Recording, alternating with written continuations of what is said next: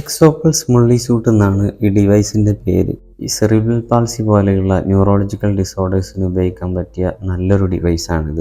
ഒരു light weight ആയിട്ടുള്ള 58ഓളം ഇലക്ട്രോഡ്സ്, ലോ ഫ്രീക്വൻസി സിഗ്നൽസ് ടാർഗറ്റഡ് മസിൽസിലൂടെ അയച്ചിട്ട് മസിൽ റിലാക്സ് ചെയ്യുന്നതും ഇതിലൂടെ തന്നെ നമ്മുടെ മസിൽസിൻ്റെ ടെൻഷൻ കുറക്കാനും ഈ ബാലൻസ് അതുപോലെ തന്നെ കോർഡിനേഷൻ എല്ലാം ഇമ്പ്രൂവ് ചെയ്യാനും ഈ ഡിവൈസ് സാധിക്കുമെന്നാണ് കമ്പനി പറയുന്നത്.